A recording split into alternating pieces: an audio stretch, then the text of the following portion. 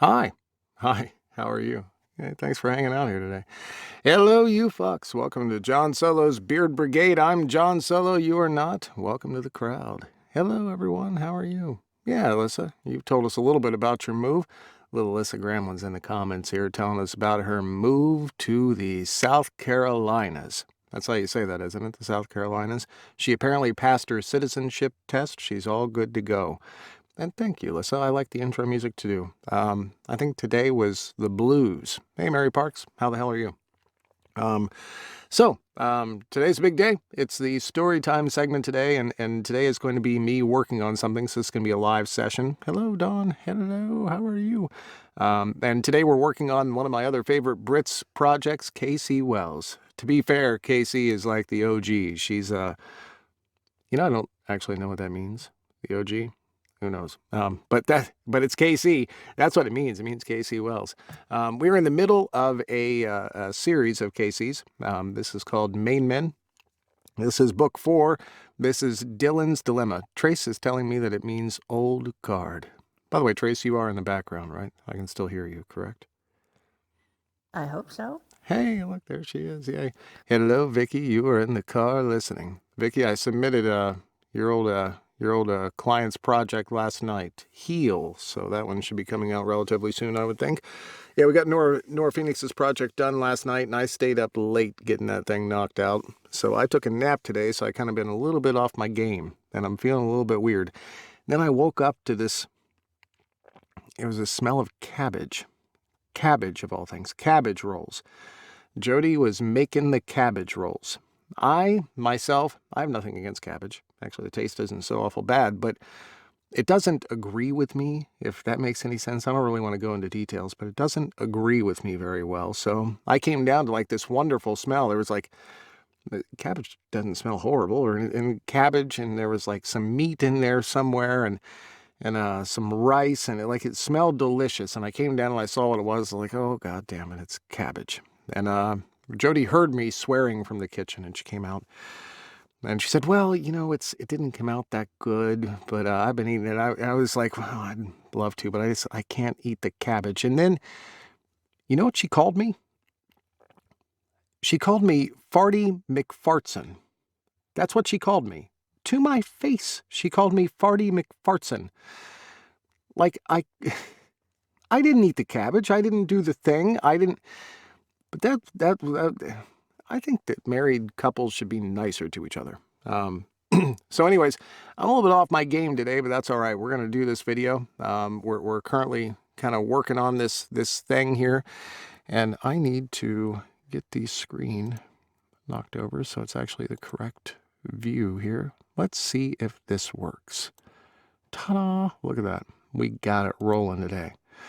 So, I've knocked out the prologue and the first chapter, and those were kind of the prologue and the first chapter were kind of wrap-ups from the previous book. The first chapter, actually, I think that there was a preview of the first chapter at the end of the last book in the audiobook. So if you've listened to book 3, you kind of already heard the preview.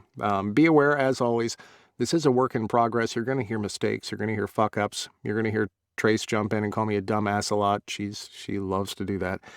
Hopefully she doesn't call me Farty McFartson. That would not be pleasant. But you're going to hear all that, and you can see my screen where I'm working right up there, and you can also see the ticker down here so you can keep track of what we got going on.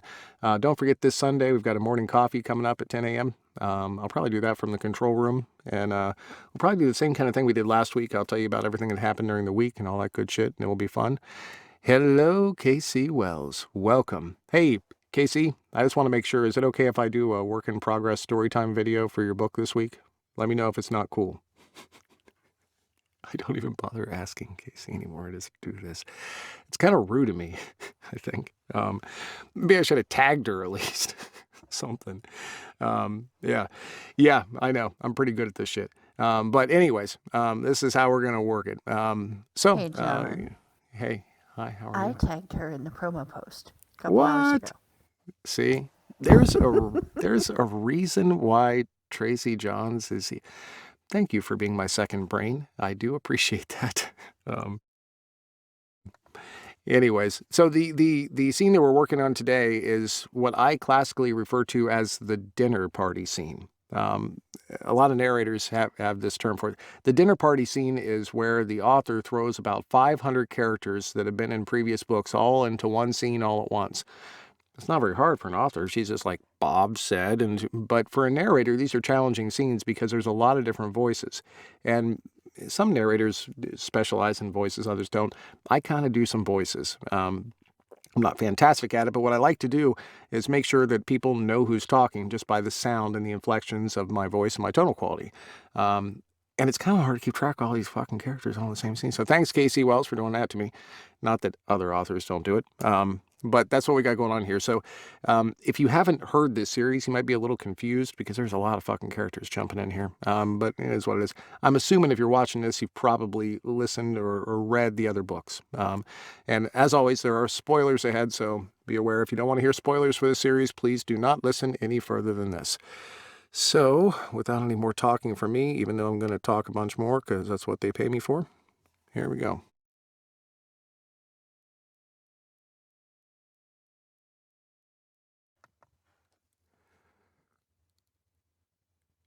Chapter 2, August 30th. Dylan added a heap of potato salad to his plate, then helped himself to pickles and salsa. "You sure you got enough there?" Ben teased. He held up the bowl of potato salad.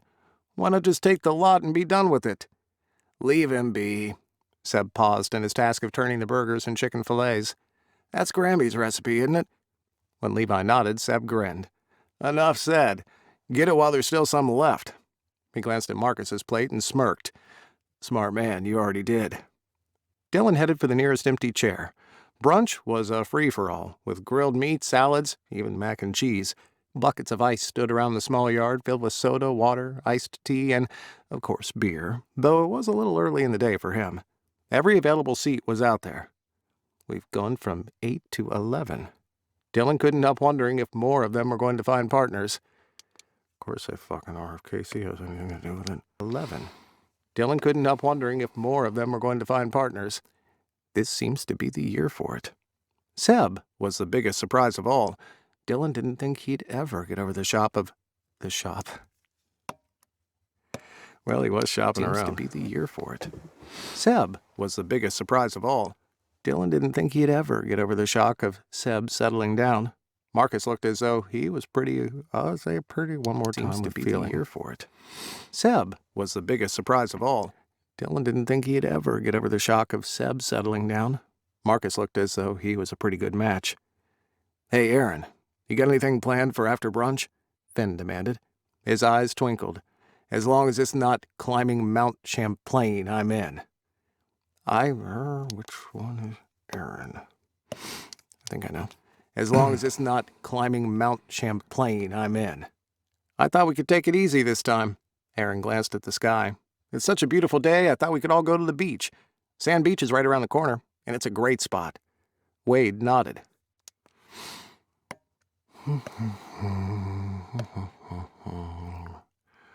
Which one is Wade? Wade Pearson. He was a bully in high school. He was from the 2 books ago. I don't know. Somewhere. We could all go to the beach. Right. Sand Beach is right around the corner, and it's a great spot. Wade nodded. "Ben and I went there this summer with my nephew. We had a wonderful time. So I thought we could take a ball, maybe my Araby ring, whatever, and hang there for a while before everyone goes home. Arobi or Araby? I think it's Arobi. Arobi. I don't fucking know. Who owns a Bobby ring? But Ben and I went there this summer with my nephew. We had a wonderful time. So I thought we could take a ball, my Arobi ring, whatever, and hang there for a while before everyone goes home. This would be Marcus. My Arobi ring, whatever, and hang there for a while before everyone goes home. Would it be okay if some of us just sat on a towel and watched all those activities? Marcus asked. Not that I'm averse to a little exercise, but let me guess, Ben interjected. Seb kept you busy all night, and you have no energy left? He heaved an exaggerated sigh. Some people have no stamina. Wade dug him in the ribs with his elbow, and Ben stared at him. "What? I'm up for a little beach action, and I probably got less sleep than most of these guys." He grinned. "As you well know." Wade coughed, and his face turned red. "Can I borrow one of your paddle boards?" Seb asked Aaron. "Sure, I was going to take one anyway. I've got a spare wetsuit, too, if you're interested. We can ride some waves." Seb leaned over and kissed Marcus on the lips.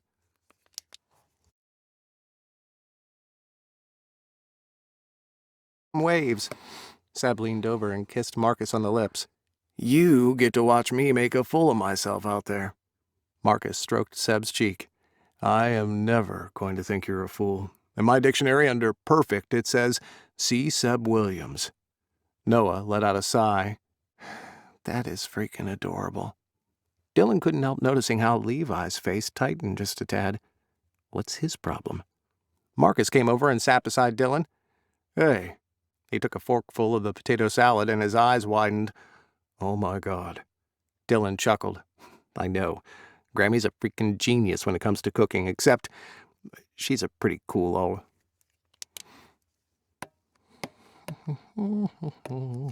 Forkful of the potato salad and his eyes widened.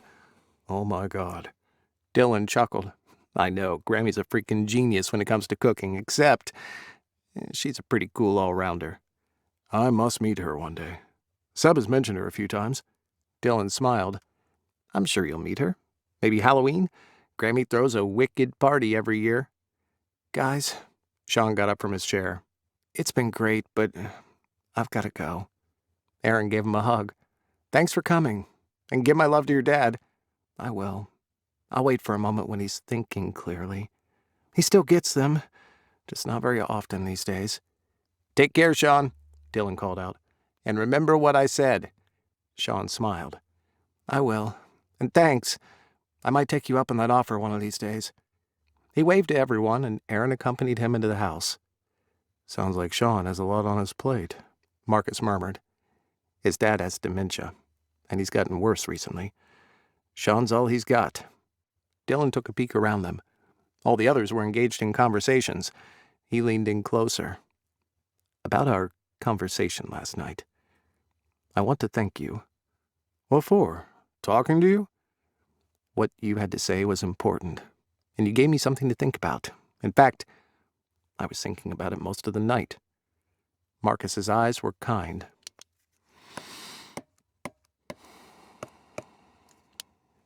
"I want to thank you." "What for? Talking to you?" "What you had to say was important, and you gave me something to think about. In fact, I was thinking about it most of the night." Marcus's eyes were kind. "I don't think what I had to say was all that thought-provoking. You just made me look at my life, that's all. But those were 3 hard-hitting words.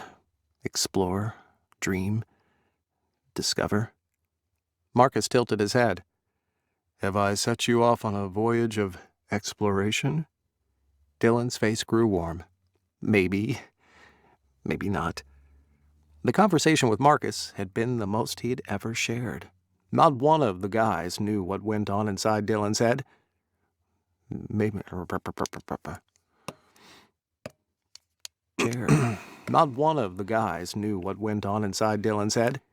"But maybe exploration is what I need to be thinking about," he confessed.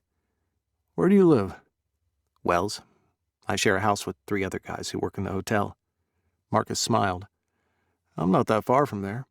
You know that little place where Seb was banished for the summer?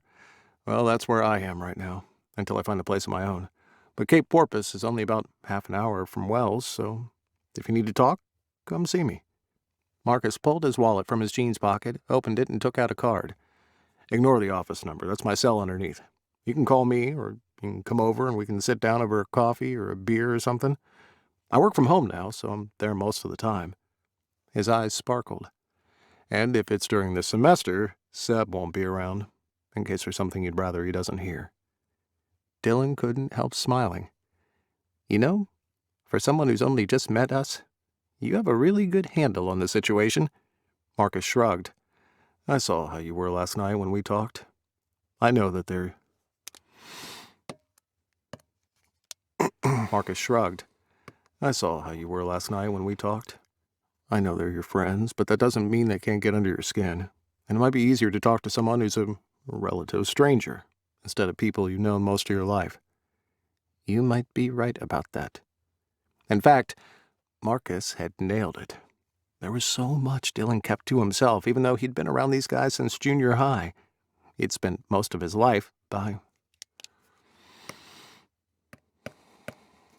So much Dylan kept to himself, even though he'd been around these guys since junior high. He'd spent most of his life being a very private person, unburdening himself to So much Dylan kept to himself, even though he'd been around these guys since junior high. He'd spent most of his life being a very private person, unburdening himself to Marcus, had been out of character. Marcus gave him a warm smile. Well, now you have my number. Use it if you feel the need. I'm a good listener. You're pretty good when it comes to giving advice, too. And Dylan could always use another friend. That would be a scene break. Farty McFartson, can you believe it? She then compared me to Elvis. Elvis? Yeah, Elvis, I don't know if you know this or not, it's common lore. Elvis did the Elvis pose when he was flatulent, when things had to, when nature took its, you know what I'm saying. Oh, so no way. He would do something like he'd go like, oh, and then he would like point like that, because that's how Elvis did it. He was like, oh, and then he would do that. She compared me to Elvis. I don't do that. I don't do that at all. I would say on a scale of flatulent, I'm probably pretty low on that scale. But yeah, now I have a name that's compared to McDonald's, and she's compared me. It was unfair. She was the one that was eating cabbage. What do you think the female version of Farty McFartson would be? Farty McFartsy? Fartina. Fartina. I am using that tonight. I'm going to call her Fartina. So if I have a black eye on Monday, another friend.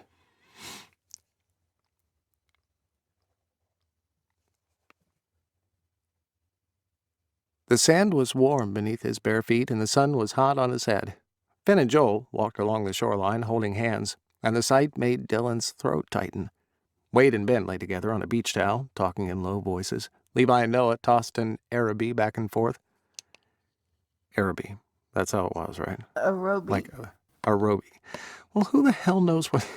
This must be a British thing. Along the shoreline, holding hands, and the sight made Dylan's throat tighten. What the hell is... I'm going to have to Google that before long here. Along the shoreline, holding like hands, frisbee. And the sight made Dylan's throat tighten. So why not have a frisbee? I don't understand.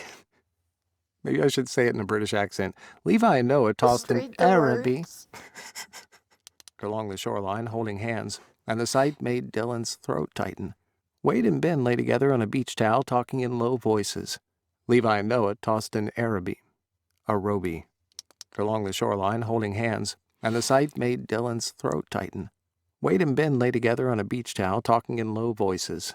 Levi and Noah tossed an Arobi back and forth, and every now and then it ended up in the surf, then floated away so no one would ever have to say that word ever again. Noah tossed an Arobi back and forth, and every now and then it ended up in the surf. Wait, okay, so now Casey is saying it's Arobi. No, she's saying Arobi. Okay, so I did say it right. I think you did sound just like that, Casey. Noah tossed an Arobi back and forth, and every now and then it ended up in the surf. Or is it Arobi? God damn it. Where do I look this up anyways? Is this on like kbtoys.com or something? Let's look at this. It's Arobi. She's saying it correctly, and so are you. I think she said it in a British accent. I'm just going to go with Arobi, and if nothing else, we'll fix it in post. Arobi, yeah. Frisbee. That's how we say it. Frisbee. Noah tossed an Arobi back and forth, and every now and then it ended up in the surf. It's funny that I had like less problems with the 15 characters talking in the last scene than I did with this word aerobie. Ella tossed an aerobie back and forth, and every now and then it ended up in the surf. Aaron was out on his paddleboard with Seb, the pair of them watching for the next wave. Marcus sat on the towel, leaning back on his hands, his gaze focused on Seb. Summer's at an end. Not that Dylan had done much with his summer except work. He couldn't remember the last time he'd taken a vacation. It might have been when he was still living at home. I've gotten into a rut, haven't I? Marcus had been right. A little exploration was called for. Then he remembered what had niggled him that night. That video had opened a whole can of worms, and Dylan didn't want to deal with it. "Are you okay?" Seb stood in front of him, water beading on his wetsuit, his hair slicked back.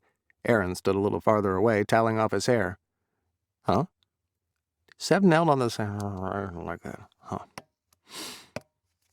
His hair slicked back. Aaron stood a little farther away, toweling off his hair. "Huh?" Seb knelt on the sand, catching the towel Marcus threw to him. "Thanks, babe." He returned his attention to Dylan.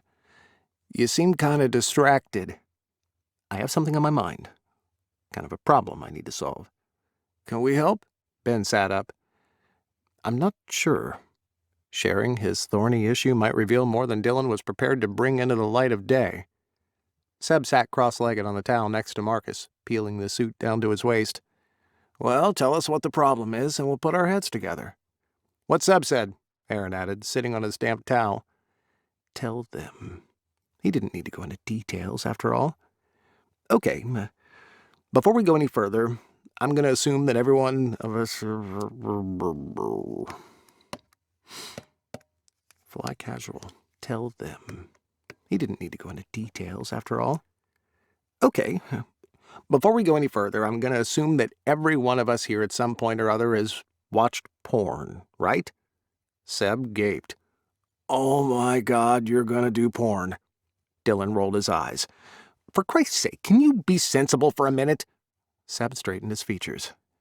"Okay, this is me being sensible, so make the most of it. To answer your question, yes, but I don't think that's any great surprise coming from me, right?" "Hey, I watch porn," Aaron admitted. "I'm not going to deny it.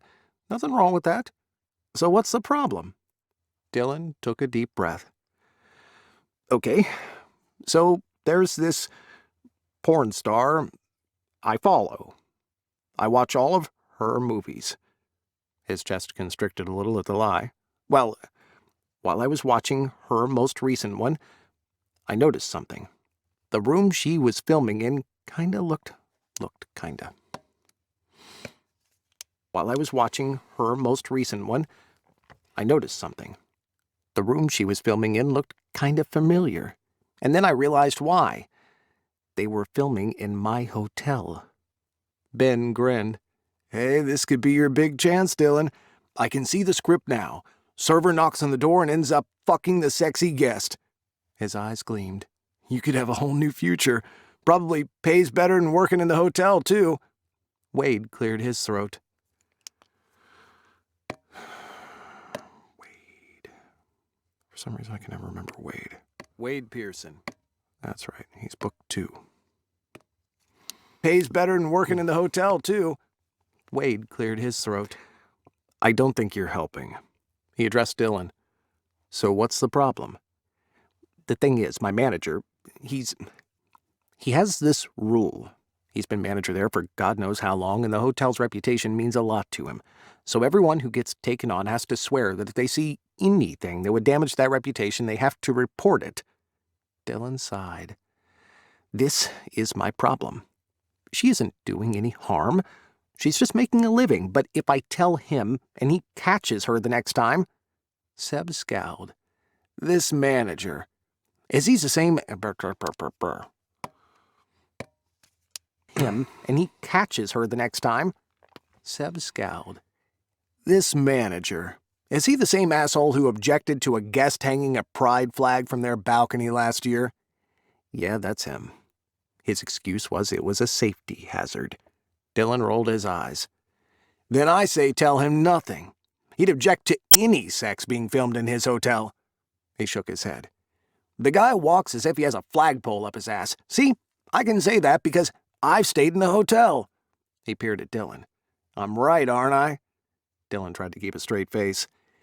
Yeah. I take it this porn star is cute? Ben inquired. You got the hots for her or something? Fuck, that was close to the mark. I just don't want to be the one to lose her some business. And what if he discovers what's going on? I could get into trouble. Ben frowned. How? He can't prove you knew anything about it. He gave Dylan a sympathetic glance. I think you're overthinking this. But I agree with Seb. Don't tell the fucker anything. He raised his water bottle. Here's to all sex workers and porn stars. Long may they get us off. Wade burst out laughing. You really don't have a filter, do you? Besides, well, that'd be Aaron. Burst out laughing. You really don't have a filter, do you? Besides. Burst out laughing.